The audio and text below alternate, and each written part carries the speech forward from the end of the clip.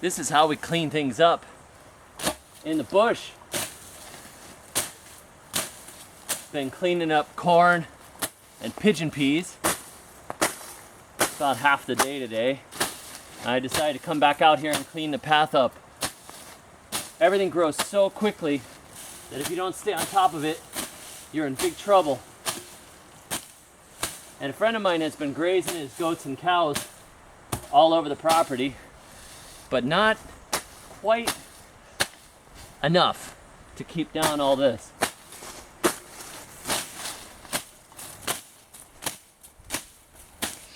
This is incidentally my favorite type of machete. It's called a cane machete. This allows you to hook and grab, which I don't necessarily need to do at the moment.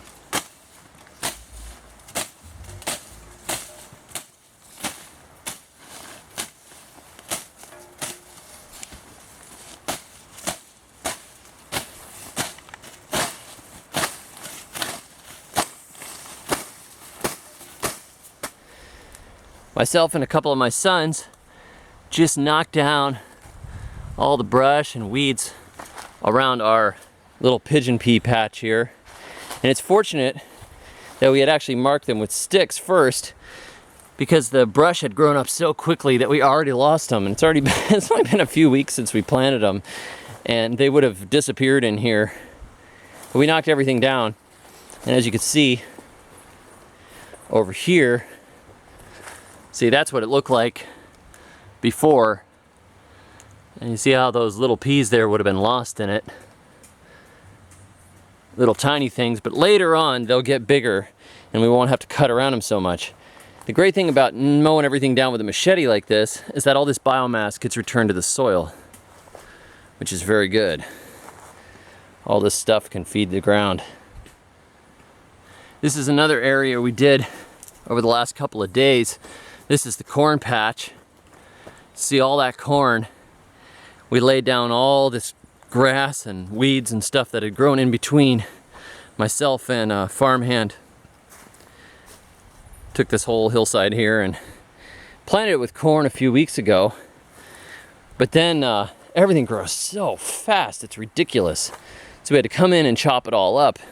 And he trained me how to use a machete basically as a string trimmer. And it's just a different way of thinking. And the simple hand tools are actually really nice to use. You find it's sort of, you get a nice flow going as you're cutting. And you quit, and then a few hours later you're like, you know, I kind of think I could go cut some more weeds. It's actually quite relaxing. Look at all this. We've got corn intercropped with pigeon peas in most of this section. We actually ran out of peas about partway through, so we'll have just corn in some spots. And I'm gonna tuck in some pumpkins and stuff in between later. Some tropical pumpkin. It's really pretty cool. Down here behind we have a creek, and we can pump water out of the creek if we have to during the dry season. But right now everything is just irrigated by the rains, which are falling plentifully.